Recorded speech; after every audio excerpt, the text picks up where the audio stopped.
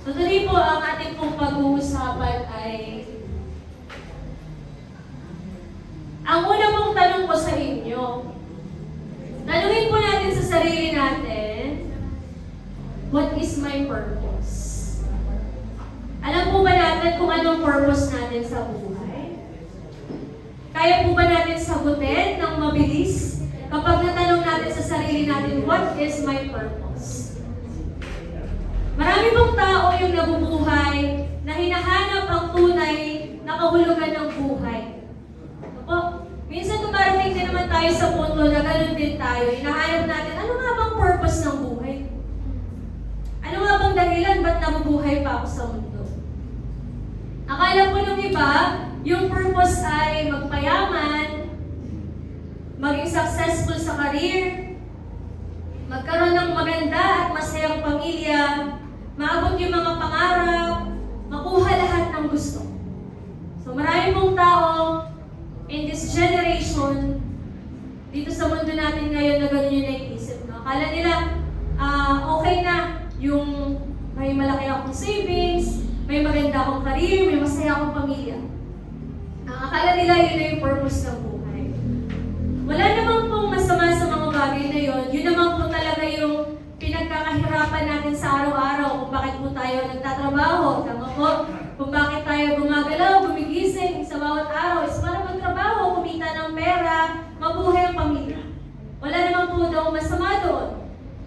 Pero maaaring po yung mga bagay na yun ay parte lang. Parte lang kung ano bang dahilan talaga kung bakit tayo nabubuhay sa mundo. But it is not the main purpose of our life. Kung mapapansin po natin, maraming tao na nakamit naman na lahat ng iyon.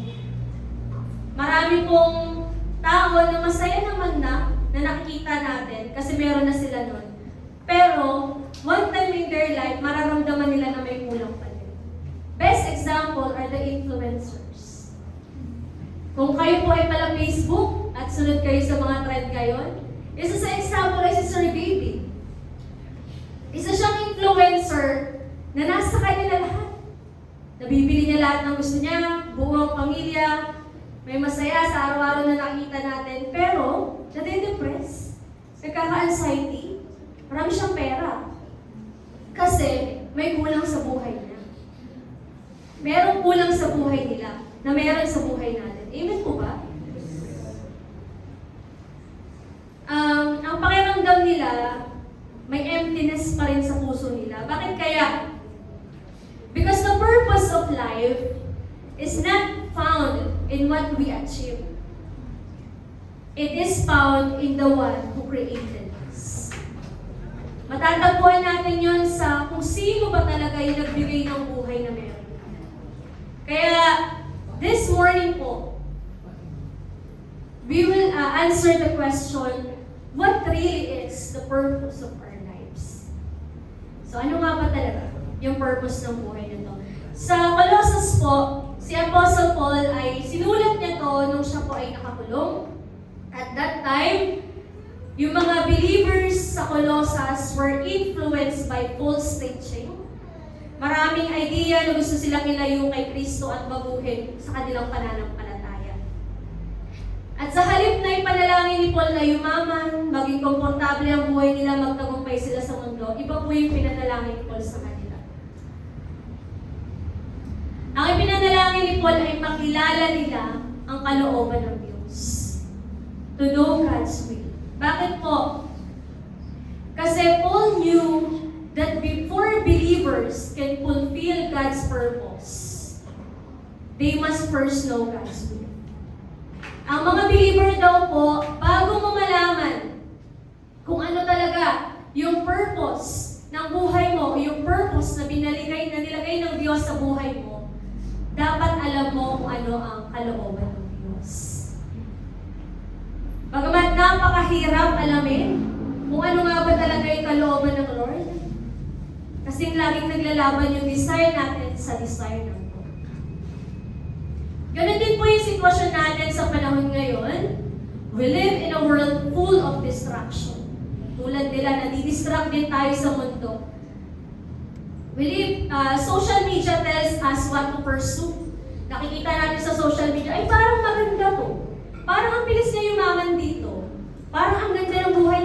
ginawa niya to. Parang masayang gawin to. So po, minsan nabibigyan tayo ng idea, ay, gawin mo kaya to. Baka mas gumanda yung buhay ko. The world tell us what success looks like. Nakikita natin sa mundo, uy, ang ganda. Wow, ang galing. Yun yung pinapakita ng mundo na sa atin, na pakiramdam natin, ay, yun yung success. Success siya doon. Sa ginawa niyang yun. People tells us what should makes us happy.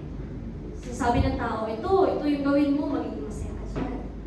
Ito yung itry mo, masaya yan. Makakalimutan mo lahat dyan ng problema mo. Try mo to. But the greatest question is not what the world wants for us. Hindi kung ano yung gusto ng mundo na gawin natin. The greatest question is, what does God want for my life? Ano ba talaga yung gusto ng Diyos para sa buhay ko na ito? Sorry po, hindi na ako nakakasabay sa nandun. Paul knew that before believers can fulfill God's purpose, they must... Okay na po tayo dyan. Thank you. Balik Ate Arm. Ito po.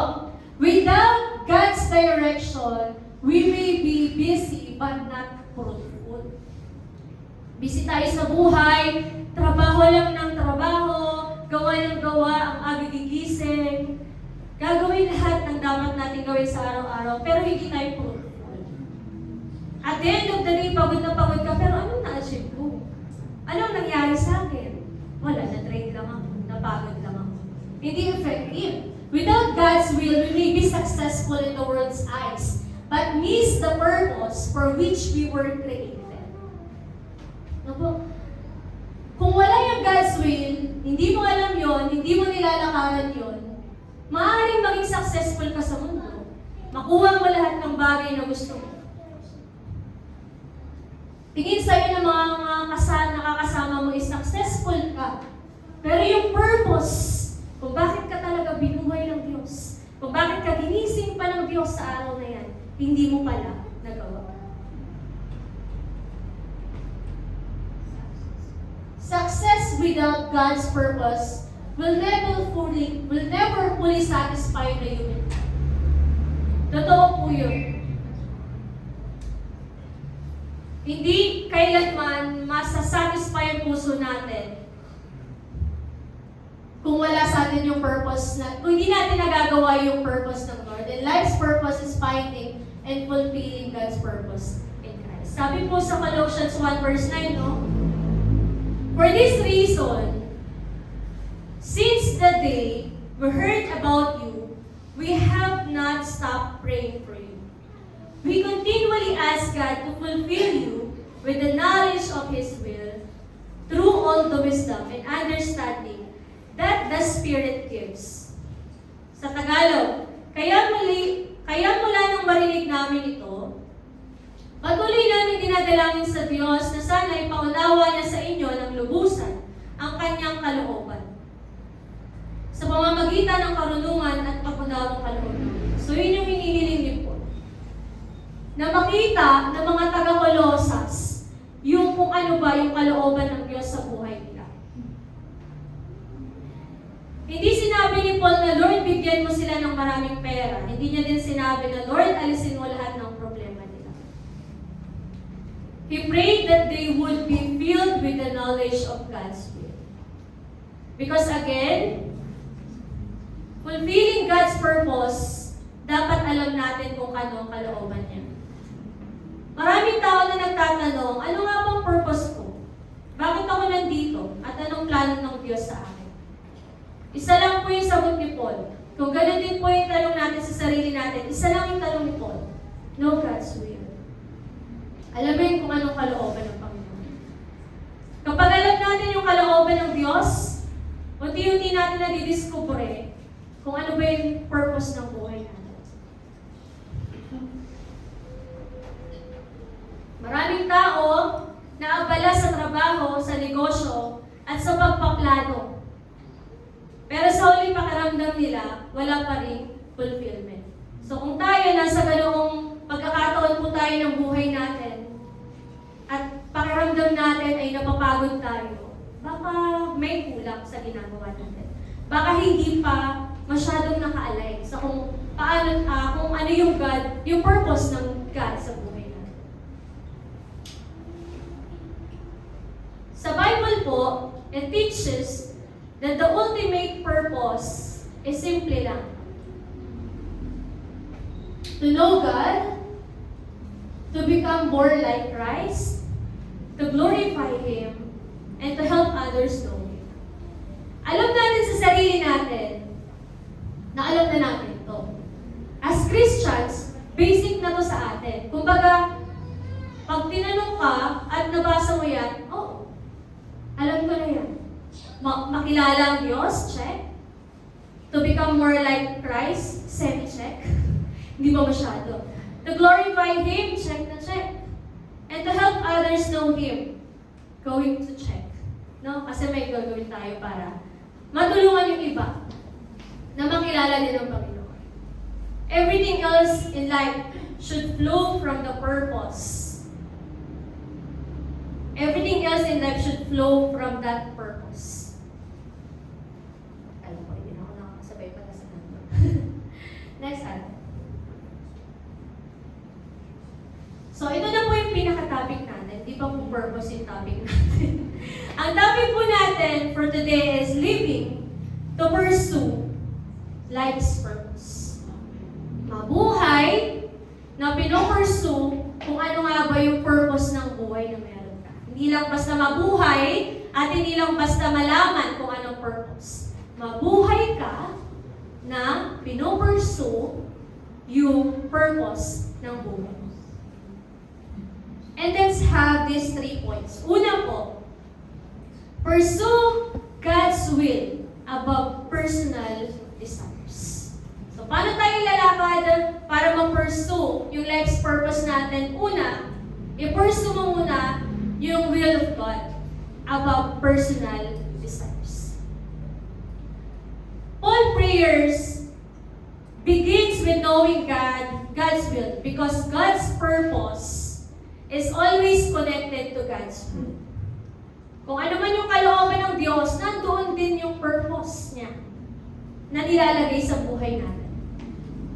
Hindi natin matatagpuan ang purpose natin kung hindi natin hahanapin ang kalooban ng Diyos. Hindi natin makikita ang purpose natin kapag nag-scroll lang tayo sa social media. Kapag binantayan natin yung buhay ng iba. O kapag nakikinig lang tayo sa sinasabi ng tropa. Hindi natin makikita yung purpose natin doon. Makikita natin yon kung alam natin kung ano ba talaga ang kalooban ng Diyos sa buhay. Sabi sa Proverbs 3, verses 5 to 6. Trust in the Lord with all your heart, and lean not on your own understanding. In all your ways, submit to Him, and He will make your paths straight. Alam na po natin ito, no? Huwag ka magtiwala sa sarili mong galing. Alamin, isabit mo sa Lord ang lahat. Tutulungan ka niya dun sa nilalakaran mo. Hindi sinabi ng Bible na unahin natin intindihin ang lahat ng bagay sa buhay natin. Sabi niya, unahin natin magtiwala sa Diyos. Unahin natin magtiwala sa Diyos. Minsan, gusto natin tayo ang may hawak ng manibela ng ating buhay. May sarili tayong timeline. Magawa pa yan every January, no? Ito yung mangyayari sa buhay ko for this month. Kung first quarter, ito na yung natapos ko. Guilty ako dyan. Meron po ako yan. Nagpaplano talaga for the whole year. Anong dapat kong ma-achieve? Ito dapat maging ako at the end of the year. Ito dapat kong matapos. May sariling timeline. May sariling plano. May sariling pangarap. Siyempre, meron po talaga tayong sariling pangarap. At mas madalas ang prayer natin ay, Lord, ito po yung plano ko, paki-bless na lang po. Lord, ito yung plano ko, please bless. Bless me with this plan. Yun yung madalas nating prayer. Pero ang gusto ng Diyos, hindi sumunod sa plano natin. Ang gusto niya, ikaw ang sumunod sa plano niya. Sabi po sa Luke 22 verse 42, Bago siya ipako sa krus, ito yung panalangin niya. Father, not my will, but yours be done. Kung yung Lord, ang Panginoong Jesus, sinuko niya yung sarili niyang kagustuhan para sundin ang kalooban ng Ama, tayo din. No? Meron tayong mga sariling plano, meron tayong sariling timeline, pero hindi itataas mo lang yun sa Lord tapos ibibless na lang yun ng Lord na para bang magic na mangyari dapat siya ngayong taon. Because may sarili ding timeline ang Lord. Kung may sarili kang timeline, meron din siyang sariling timeline. Para sa'yo, and that is always better than us. No po? So dapat tayo, yun din yung panalangin natin. Lord, your will be done. Yung kalooban mo, yung gusto mo, yung timeline mo sa buhay ko, yun yung mangyari. Kasi nauunawaan ko na mas best yun kaysa sa sarili kong timeline. At isa sa pinakamalaking laban ng bawat believer ay hindi laban lang ng kasalanan. Ang isa sa matinding laban ng isang believer ay laban ng ating sariling kagustuhan, laban sa kalooban ng Diyos. May gusto tayong puntahan, meron tayong gustong mangyari, meron tayong gustong makuha, pero minsan iba yung direksyon na pinapakita ng Diyos. Iba yung direksyon na gusto ng Diyos na lakaran.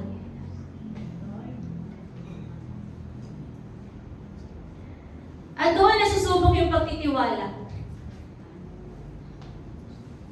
Next up. God's will is always better than our own plans.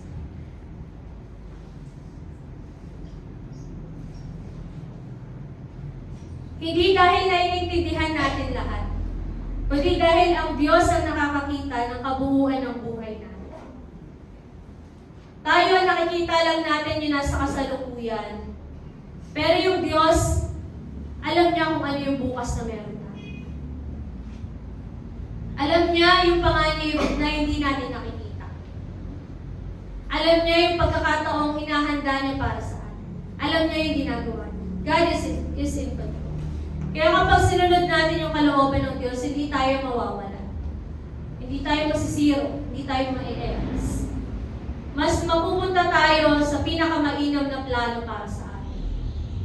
Living to pursue life's purpose begins when we stop asking God to fit into our plans and start allowing our lives to fit into His plans. Yung paglakad pala para ma-pursue yung purpose natin sa buhay, nagsisimula when we stop asking God na mag-fit sa plano natin. Mag-i-start to kapag inalaw natin yung buhay natin to fit into His plan. Kapag tayo yung nag-submit at nagpasakop sa Panginoon. Merong isang illustration. May isang bata na gustong hawakan ng manibela ng isang sasakyan. Sabi niya, Daddy, ako na yung magdadrive. Pero dahil mahal siya ng daddy niya, hindi naman siya pwedeng papayagan. Si Ellie, hindi naman pwedeng siya yung magdadrive ng kotse nila. Baka kung saan mapunta, hindi niya pa kaya ang hawakan. Tama po. Hindi dahil gusto siyang pigilan, kundi dahil alam ng daddy kung ano yung mas ligtas na lahat. Ganun din po ang Lord. May mga pagkakataon na hindi niya binibigay agad yung gusto natin. Hindi dahil ayaw niya tayong pagpalain. Sana lagi po nating maintindihan. Na hindi binibigay sa atin agad-agad. Hindi ibig sabihin na ayaw niya tayong i-bless. Gusto niya lang tayong ingatan at mapabuti sa buhay na meron tayo. Gusto niya tayong ihanda bago tayo magmaneho.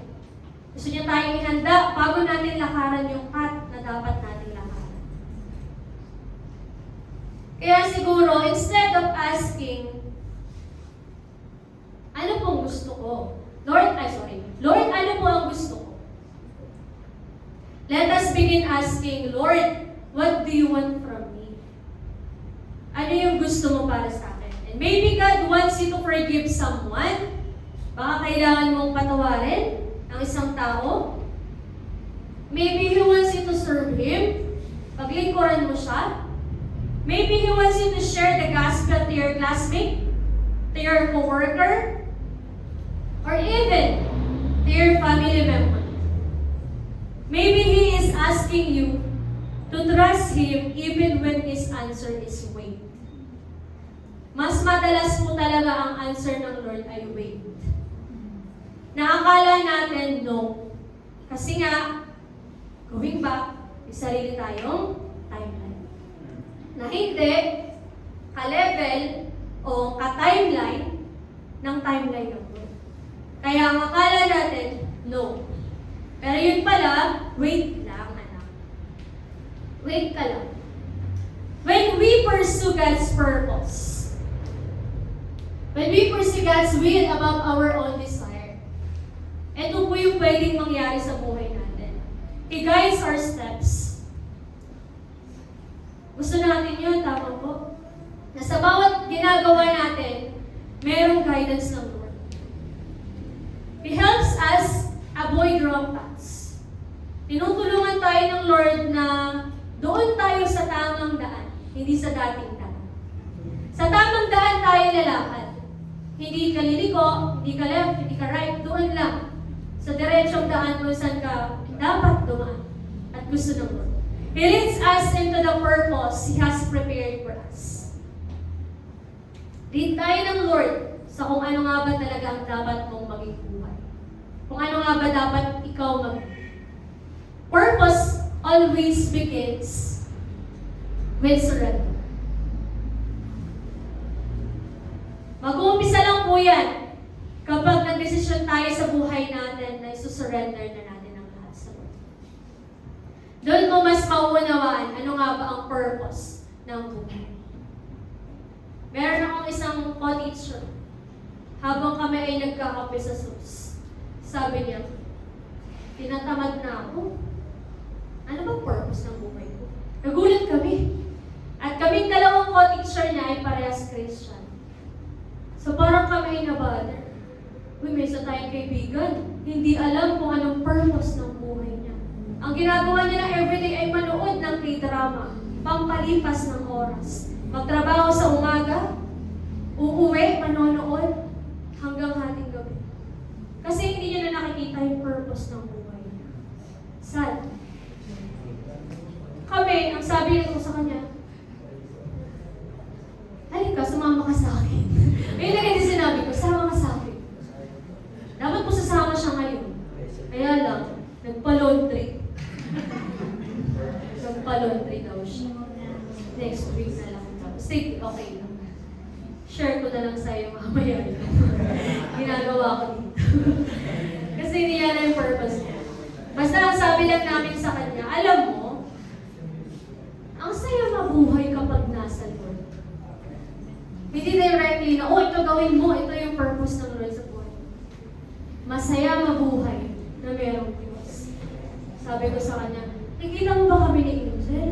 Angel kasi pangalan mo ano eh, co-teacher ko. Sabi niya, kita mo ba kami ni Angel? Ang dami-dami namin pinikwento sa yung problema sa buhay namin. Pero never mo kami nakitaan na wala kami purpose. Lagi kaming merong ginagawa para magawa yung purpose. Lagi kaming nagtatry na gawin kung ano yung dapat namin gawin. Nakasama din po namin siya sa Puerto Galera. At yun din talaga ang kanyang problema. Hindi niya makita ano ba ang dapat niya pang gawin sa buhay niya. Nakakalungkot. Pinag-pray namin siya. Gusto niyang matuto. Kaya lang maraming bagay talaga no, kapag ka nagsisimula ka palang sharean. Alam natin yun, no? Kapag mayroong tao tayo, nagsisimula pa lang na sharean natin siya, parang gusto niya eh. Parang willing siya. Kaya lang parang may humihila sa kanya. Hindi ko alam kung sino humihila sa kanya. Pero parang talagang laging merong nagiging dahilan para hindi niya maituloy yun. Meron siyang Pinoy version ng Bible, binigyan siya ng isa namin pa-teacher. Pero siguro yung K-drama yung humihila sa kanya. Lagi kasi siya kung yun yung parang gusto niya maging tawag dito. Yung gusto niyong maging libangan na lang para lumipas lang ang oras sa araw-araw ng buhay. Tapos biglang mag-set na naman kami ng kami lang, bigla na naman mabubuhay ulit na gusto kong malaman. Ganito nga. Balik ulit sa umpisa, ganito nga. Pero yung mga ganun tao, siguro yun yung mas dapat nating lapitan, mas dapat kausapin. Kasi there is chances sa buhay niya na nasabi niya na rin ayaw na niyang mabuhay. And sobrang nakaka-burden as kaibigan na Kristiyano na wala kang gagawin para sa tao. So baka yun din yung purpose, no? Baka isa yun sa purpose ng isang Kristiyano. Makinig sa kaibigan mo na hindi Kristiyano. Kasi baka pasuko na yan. Baka pasuko na yan, pero dahil ipinag-pray mo, dahil nilapitan mo, tinapik mo, sinabihan mo na, ito yung buhay ko dati. Tapos ito na ngayon. Masaya ako sa araw-araw kahit maraming problema, lagi akong merong pag-asa. Baka yung mga ganyan simpleng salita, yung pala yung purpose ng buhay mo kung ba't ginising ka ng Lord sa araw na yan. Para sabihin sa co-teacher mo. Para sabihin sa kaibigan o sa classmate mo yung bagay. So yun lang. Next, number 2. Yun lang po. Let's move to second point po. Sabi po siya, pursue spiritual growth to fulfill your purpose. Yun pa rin dapat unahin. Bago mo fulfill yung purpose mo, spiritual growth pala muna.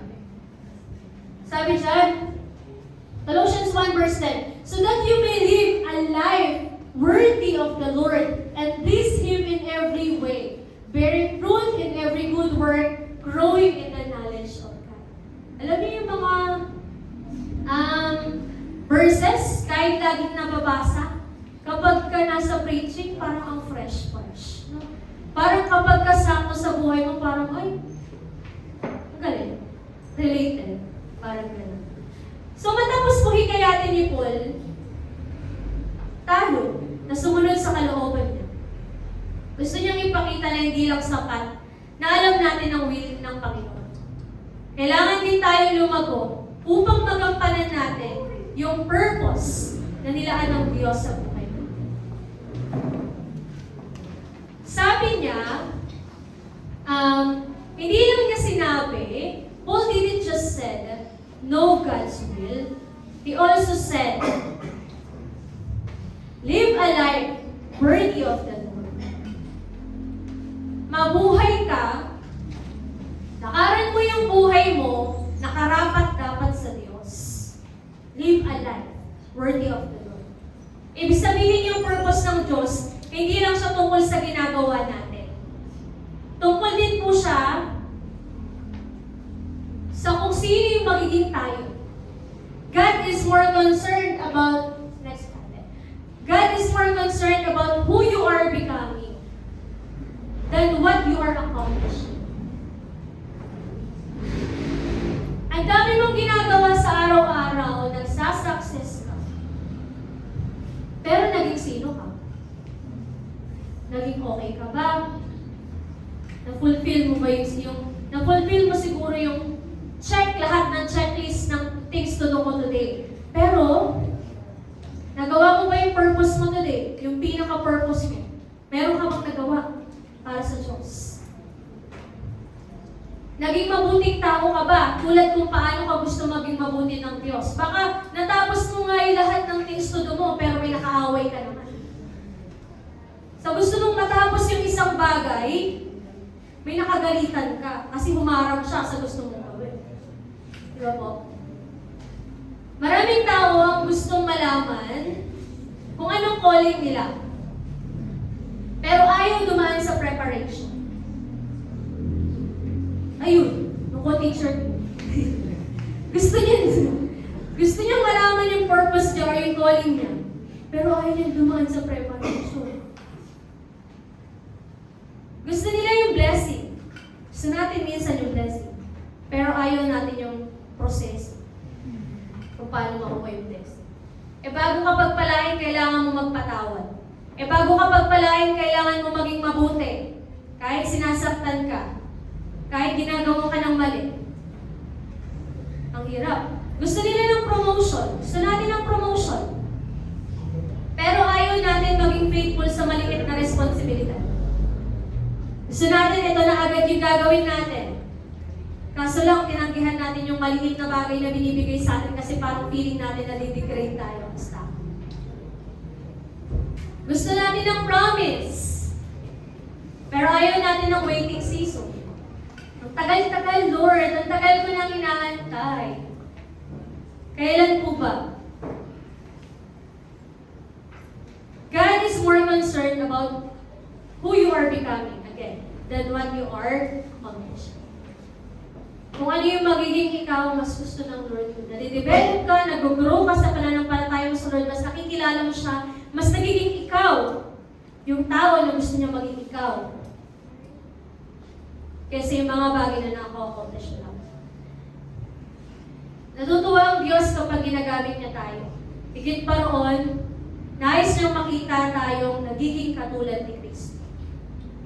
Yun yung gustong makita ng Lord sa atin, to be Christ-like.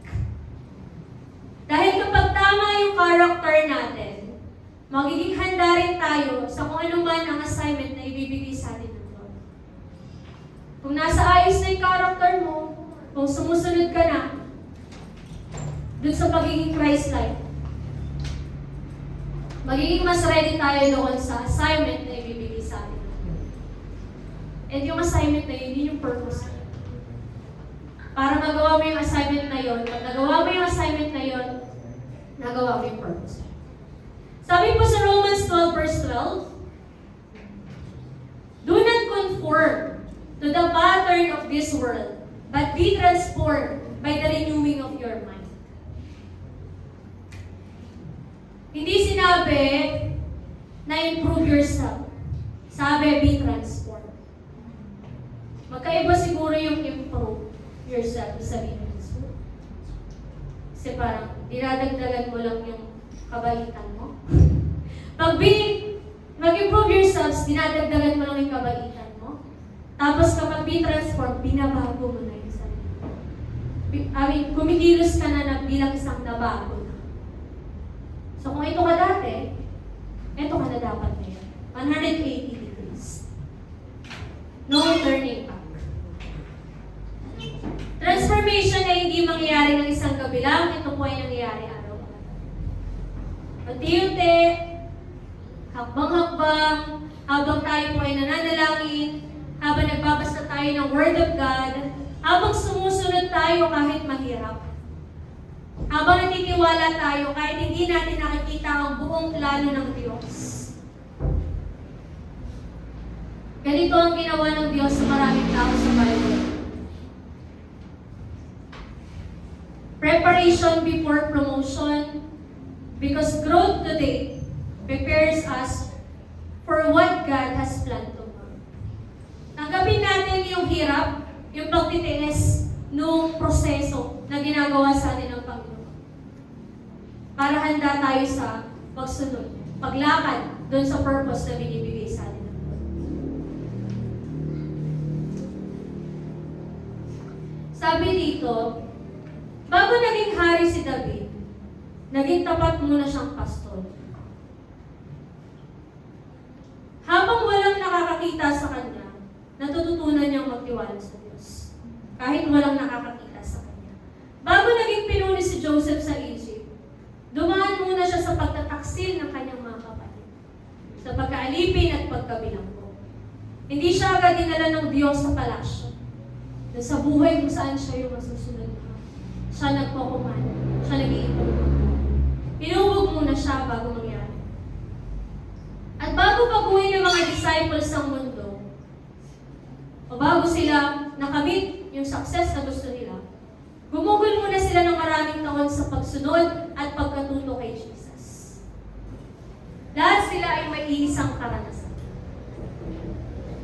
Kaya tayo, kung ano man yung pinagdadaanan nating proseso ng buhay, para makamit yung promotion na gusto natin, pagdaanan natin ang mabuti. Pagdaanan natin ang merong pagtitiwala sa Diyos. Kahit minsan mahirap, kahit minsan parang inuusik ka, kahit minsan parang pinipiga ka, or kahit minsan napapagod ka na, pagdaanan natin yung preparation para makuha natin yung spiritual growth na kailangan natin. ang pakiramdam natin na parang walang nangyayari, paulit-ulit yung routine, no? Everyday babangon, magtatrabaho, matutulog, tapos gigising ulit. Tahimik yung buhay na parang naghihintay na lang tayo. Na parang naghihintay na lang tayo na balik na ang Lord, tapos na. May mga chances sa buhay natin kahit tayo Kristiyano. Hindi ko po alam kung kayo din, pero ako meron ka na. Na parang matapos na lang tong week na to. Kasi nakakapagod. Sobrang nakakapagod po talaga maging guro. Sa panahon na to, na sobrang daming pagbabago. Hindi lang po pagbabago sa school ang kinakaharap natin. Pagbabago sa ugali ng mga bata. Pagbabago ng character ng generation. Na siguro, nakikita ko na isang purpose namin kung ba't kami nilagay ng Lord bilang mga guro. Baka kailangan kumilos kami ng double effort. Baka kailangan yung 5 araw namin lesson, 4 na lang para yung isa sa Lord. Kasi yung iba, focus sila sa goal, sa competency. Matapos dapat ito kasi ito yung sinasabi ng DepEd na matapos. So baka kailangan minsan baguhin yung mga bagay na kinasanayan. Baka habang hinihintay tayo ng assignment, inuhubog muna tayo ng Diyos. Inuhubog muna ng Diyos ang puso natin. Habang hinihintay natin yung breakthrough, tinuturuan niya tayo maging tapat. Habang hinihintay natin yung promotion, tinuturuan muna niya tayo na magpakumbaba. Kasi again, growth today prepares us for what God has planned tomorrow. The more we grow in Christ, the clearer our purpose becomes. Habang lumalago tayo sa Panginoon, mas nakikita natin yung purpose ng buhay natin. Kasi kung hindi naman natin pagdadaanan yung mga pinagdadaanan natin sa araw-araw, wala tayong realization. Wala tayong reflection sa sarili natin. Ay, kaya pala ito nangyari para sa bagay na ito. Kaya pala nangyayari ito kasi hinahanda ako ng Lord sa bagay na ito. Ngayon, handa ka na. Mas matapang mo ng hinaharap yung binigay niya sa'yo na assignment. Kasi pinagdaanan mo na yung proseso. Gusto nating mabuhay, kung gusto nating mabuhay ayon sa layunin ng Diyos, kailangan natin maging intentional sa ating spiritual growth. Maglaan ng oras sa panalangin, magbasa ng salita ng Diyos, maging faithful sa pagdalo ng fellowship, maging tapat sa maliit na responsibilidad na pinagkakatiwala sa atin. Huwag natin malilitin ang season of preparation. Maaaring wala pang nakikita, wala ka pa nakikita na ginagawa ng Diyos sa buhay mo ngayon, sa bagay na pinapanalangin mo. Pero tandaan natin, every prayer, every act of obedience, every season of waiting, every step of faith is preparing you for the purpose God has designed for you. Bawat panalangin mo, yung bawat pagsunod mo pala, yung bawat paghihintay mo, yung bawat paglakad mo sa pananampalataya, yung pala yung proseso. Para yung purpose ng Lord mangyari. Para magawa mo din yung purpose niya, kung ano yung purpose na design niya para sa iyo. Kaya huwag kang mapagod, kapatid. Patuloy kang lumago, patuloy kang sumunod, patuloy mong hanapin ang Panginoon. Dahil habang lumalago ka kay Kristo, mas nagiging malinaw ang layunin ng Diyos para sa buhay. So again, ano sabi po sa pangalawa? Pursue spiritual growth to fulfill your purpose. Unahin muna natin yung spiritual growth, yung sarili nating paglago sa Panginoon para mas makita natin ano nga ba ang dapat natin gawin next sa buhay. Di ba po mas maganda nang alam natin na meron pang next? Na meron pa tayong, may gagawin pa tayong mas better sa buhay na to. Kaysa sa stagnant lang tayo. Kaysa sa paulit-ulit lang yung ginagawa natin. Kaysa magsawa tayo sa buhay. Mas better yung meron tayong nilook forward. Ay, meron pa palang mas magandang plano ng Diyos. Pangatlo po, pursue a life that glorifies God. lakaran mo yung pinupurso mong purpose ng buhay mo by glorifying ka. Magkaroon ka ng buhay na nag-glorify ang Panginoon. Sabi sa Ephesians 2 verse 10, "For we are God's handiwork, created in Christ Jesus to do good works, which God prepared in advance for us to do." Meron naman pala tayo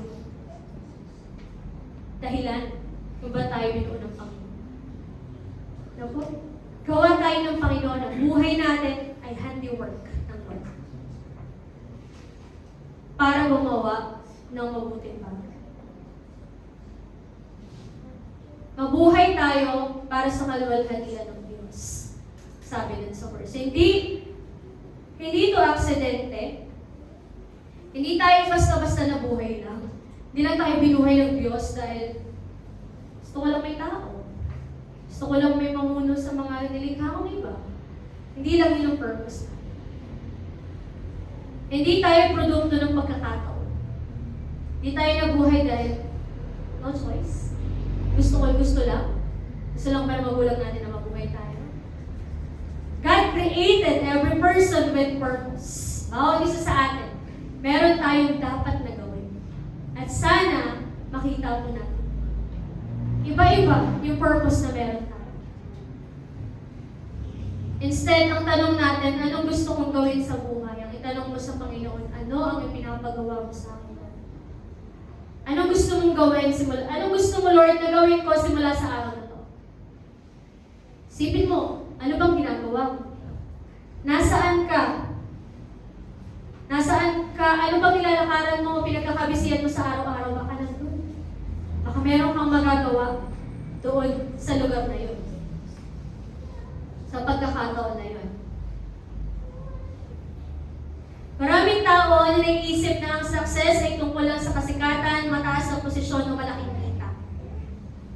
Pero sa mata ng Diyos, ang tunay na tagumpay ay hindi nasusukat sa dami ng achievements. Ang tunay na tagumpay ay pagiging tapat sa layunin ng Diyos. Sabi po sa Matthew 5 verse 16, "Let your light shine before others, that they may see your good deeds and glorify your Father in heaven." Hindi ka lang mag-shine ka, pero hindi lang para purihin ka ng mga nakakakita sa'yo. Mag-shine ka dyan para mag-glorify ang Diyos. Gawin mo to. Magpakasikat ka, sige. Pero dapat naka-align ka sa layunin ng Panginoon. Dapat sa ginagawa mo, ang Diyos ang napapapurihan. Hindi lang ikaw. Hayaan niyong makita ng tao ang kabutihan ninyo para purihin tayo. Hindi ganun. Hindi natin hayaan na makikita ng tao yung mga ginagawa natin para lang ma-achieve natin na, gusto ko nito. Minsan, may chances sa buhay ko dati na ganun. People pleaser. Ay, gagawin ko to. Ay, gagawin ko din to. Para may tiwala sila sa akin. Para hindi nila ako awayin. Para magaling ako sa paligid nila. Para pagkatiwalaan nila ako. Kasi nandun yung insecurity. Kasi parang feeling mo na didegrade ka. So parang ang goal mo, i-please ko sila. Para purihin ka nila. Pero hindi pala ganun. Hindi pala dapat ganun. Gumawa ka ng mabuti sa tao. Gawin mo yung dapat mong gawin para mag-glorify ang Lord. At hindi yun basta i-please yung tao sa paligid mo. Lumakad ka with integrity. Gawin mo at lakaran mo yung ginagawa mo ng tama. Nang hindi piniplease yung iba para purihin ka, kundi nadinindigan ka sa kung ano yung paniniwala mo at dapat mong gawin para glorify ang Panginoon. Hindi para mang-away, hindi para magpatunayan kung sino ka, kundi para mag-glorify ang Panginoon. And soon makikita ng mga tao sa paligid mo na, itong tao to may integridad. Ang galing, no? Ang galing ng Diyos nito. Kasi Kasi naging ganito siya. Kasi nanindigan siya sa kung anong tama. Kasi ginawa niya yung tama. Hindi ibig sabihin ng buhay natin ay parang salamin, hindi tayo ang dapat makita. Si Kristo ang dapat makita sa atin. Sa lahat ng galaw natin, ang Diyos ang dapat makita. Kapag nakita ng mga tao ang ating pagmamahal, ang ating katapatan, ang ating kababaang loob, at paglilingkod natin, ang ending nun, hindi tayo napupuri kundi ang Diyos ang naluluwalhana.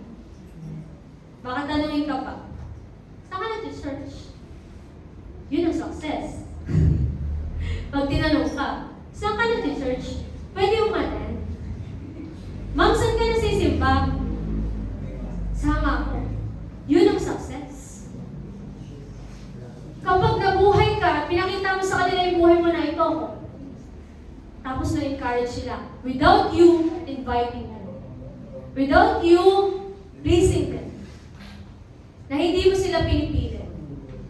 Hindi mo sila hinahatak. Nakita lang nila sa buhay mo. Wow! Ang galing ng Lord. Kasama ako dyan. Pero, kailangan ng follow-up. Kailangan natin silang samahan. And yun yung proseso naman para sa kanila. Mga kapatid, hindi natin kailangan maging pastor, missionary, worship leader, para magamit tayo ng Diyos.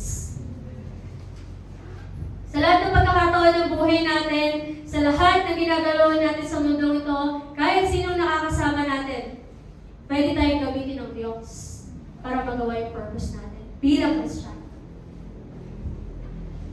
Kung ikaw ay estudyante, pwede kang maging ilaw ng paaralan niyo. Paano maging ilaw? Share Jesus.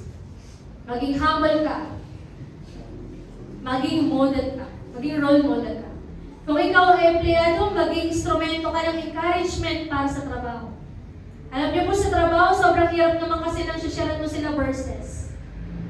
Kasi yung iba doon Muslim, yung iba doon INC, mahirap. Pinakamadali is maging encouragement ka sa kanila. Pinakamadali is share mo yung pinagdadaanan mo sa kanila na napagtagumpayan mo. Yun ang pinakamadali gawin pag nagtatrabaho. Kung ikaw ay teacher, pakita mo ang pagmamahal ni Kristo sa mga estudyante. Kung ikaw ay magulang, maaari mong akayin ang pamilya mo sa Panginoon. Hindi po madali, yun po isa sa pinakamahirap. Akayin ang buong pamilya sa Panginoon. Pero sabi nga, trust the process. May proseso ang Panginoon at hindi madali yun. Pero ang ending nun, pag hindi ka tumigil, i-bless ng Lord. Yung desire ng puso mo na yun, nadalhin sila sa Panginoon. And soon, hindi mo na mamalayan na yung pinapanalangin mo ay nilalakaran. Kung ikaw ay anak, parangalan mo ang Diyos sa pamamagitan ng paggalang at pagmamahal sa magulang. Pagsunod. Nasaan ka man ngayon, may dahilan kung bakit ka nilagay ng Diyos dyan. May reason ng Lord kung ba't naandyan ka. Ngayon, kailangan mo yun alamin. Pero magpakalalim ka muna sa Panginoon. Hanapin mo yung kalooban ng Lord sa buhay mo. Para makita mo, bakit ako nandito? Ito na ba talaga yung dapat kong pagstayan para magawa kay purpose? Hindi lang tayo para kumita, para mag-aral, para maging successful, kundi para maging liwanag at representative ni Jesus sa lugar kung nasan tayo. Ang purpose ng Diyos ay hindi lang para sa loob ng simbahan. Ito ay para sa araw-araw nating buhay, sa trabaho, sa school, sa bahay, sa negosyo, sa community, kahit saan tayo nalilito. And ito na. The highest purpose of life is not self-fulfillment, but God glorification. In short, ang purpose ng buhay mo is i-glorify ang Panginoon. Sa paanong paraan? Maraming paraan. Napakaraming paraan. Hindi lang isa yung gagawin mo para matupad mo yung purpose mo sa buhay na mag-glorify ang Panginoon sa buhay mo. You need to share Jesus. The purposeful life ay hindi lang buhay na puro achievement. Ito ay buhay na nagtuturo ng mga tao papunta kay Jesus. Panag-aakay ng tao papunta sa Panginoon. That is our great purpose. Iakayin ng mga tao na mapalapit sa Panginoon. Pagtapos ka na sa sarili mo, do your purpose kung nasa ito. Akayin natin sila. Akayin natin yung mga tao sa paligid natin. Maging encouragement tayo sa kanila, maging blessing tayo sa kanila. Lagi kong tinudok-dok sa isipan ng mga estudyante ko na maging blessing kayo sa mga kaklase. Kasi baka isang pitik na lang, namura mo pa. Bumigay. Payag ka ba na ikaw yung maging dahilan kung namatay yan? Payag ka ba kung ikaw ang naging dahilan para maglaslas yan? Na usong-usong sa kanila? Susugatan lang naman ang sarili pero hindi naman itutuloy. Payag ka ba na ikaw yung dahilan para ma-depress yan? Hindi na yung papasok? Ayaw nila. Salamat sa Diyos kasi ayaw nila. Hindi lang sa mga estudyante, baka tayo din. Baka yung isang salitang pinitawan mo sa sobrang galit mo, hindi ka nakontrol ng sarili mo ay naging isang pitik para bumigay yung tao kausap. Because we don't know kung anong pinagdadaanan ng bawat isa. So always choose to be a blessing to others. That's one of your purpose. Maging pagpapala sa ito. So summary,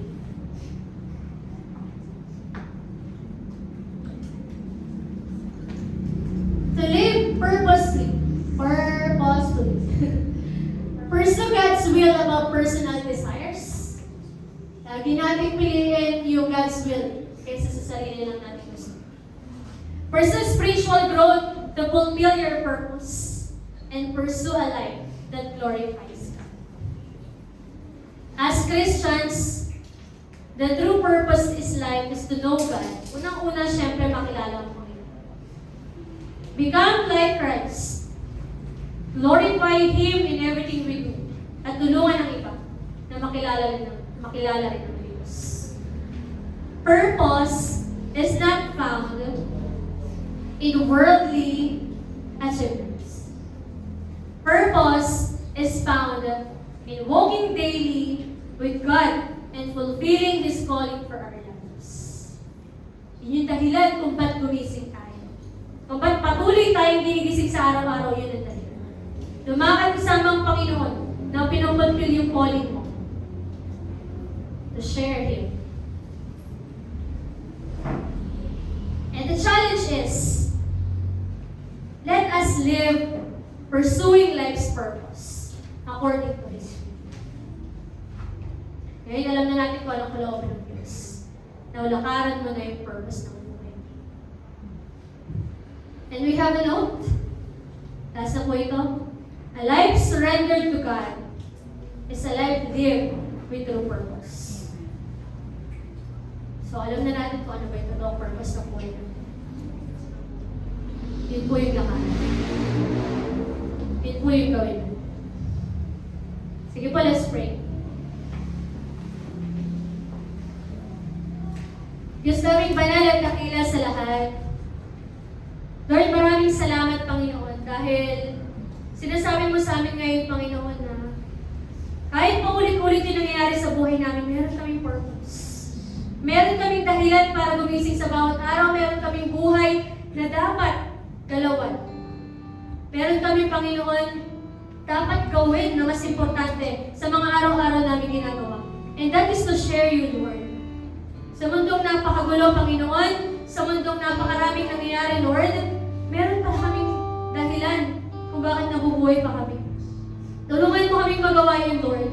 Tulungan mo kami, Panginoon, na sa araw-araw na pagsik namin sa iyo, makita namin, Lord, kung ano ba yung dapat namin gawin. Kung ano ba yung gusto mong gawin namin, Lord. Yun sana lagi ilagay mo sa puso at isipan namin, Panginoon. Na malaman namin, mag-Diyos, ano yung dapat namin gawin. At hayaan mo kami, tulungan mo kami, bigyan mo na kami ng lakas, Panginoon, para magawa yung mga bagay na yun. Dahil, Lord, mahirap. Mahirap kung kami lang. Mahirap, Lord, kung sa sariling lakas lang. Pero naniniwala kami, Panginoon, that with you, God, purpose, Panginoon. Kaya namin gawin ang lahat ng iyon, lakaran ng buhay na pinopursue, kung ano ba yung purpose ng buhay na ito. Nakasama ka, Panginoon. Pagpalain mong buhay ng bawat isa, Lord, hayaan mo na sa mensahe mong narinig nila ngayon, namin ngayon, Panginoon. Magpatuloy kami sa buhay na puno ng pag-asa, dahil alam na namin na may purpose pala yung buhay namin. Dahil alam namin, Panginoon, yung mga dapat pala namin gawin na kung nasaan man kami, Lord God, Ikaw yung papupurihan namin. That in everything we do, Lord, we do it for your glory, O God. Lagi mo kami turuan, lagi mo kami samahan, lagi mo kami palakasin at bigyan ng chances para magawa yung nais mong gawin natin, Panginoon. Lord, ang lahat ng ito, tinataas namin sa iyo. We surrender everything to you, O God. Kumilos ka sa buhay namin, Panginoon. And we love you so, so much. In Jesus' name we pray. Amen. Sa Diyos.